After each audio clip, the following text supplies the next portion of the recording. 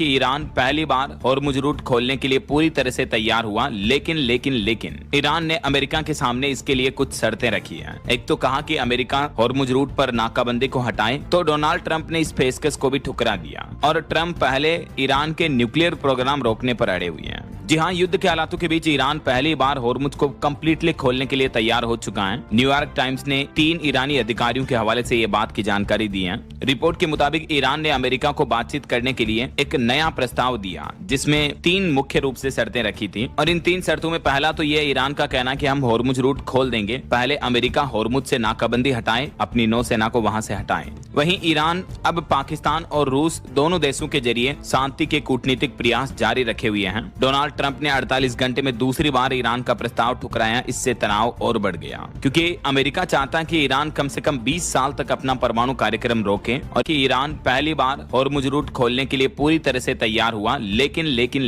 Iran ने America के सामने इसके लिए कुछ शर्तें रखी हैं। एक तो कहा कि अमेरिका हॉर्मुज रूट पर नाकाबंदी को हटाए, तो डोनाल्ड ट्रंप ने इस पेशकश को भी ठुकरा दिया और ट्रंप पहले ईरान के न्यूक्लियर प्रोग्राम रोकने पर अड़े हुए हैं। जी हाँ, युद्ध के हालातों के बीच ईरान पहली बार हॉर्मुज को कंप्लीटली खोलने के लिए तैयार हो चुका है। न्यूयॉर्क टाइम्स ने 3 ईरानी अधिकारियों के हवाले से ये बात की जानकारी दी है। रिपोर्ट के मुताबिक ईरान ने अमेरिका को बातचीत करने के लिए एक नया प्रस्ताव दिया, जिसमें 3 मुख्य रूप से शर्तें रखी थी और इन 3 शर्तों में पहला तो ये ईरान का कहना कि हम हॉर्मुज रूट खोल देंगे, पहले अमेरिका हॉर्मुज से नाकाबंदी हटाए, अपनी नौसेना को वहां से हटाए। वहीं ईरान अब पाकिस्तान और रूस दोनों देशों के जरिए शांति के कूटनीतिक प्रयास जारी रखे हुए हैं। डोनाल्ड ट्रंप ने 48 घंटे में दूसरी बार ईरान का प्रस्ताव ठुकराया। इससे तनाव और बढ़ गया, क्योंकि अमेरिका चाहता है कि ईरान कम से कम 20 साल तक अपना परमाणु कार्यक्रम रोके।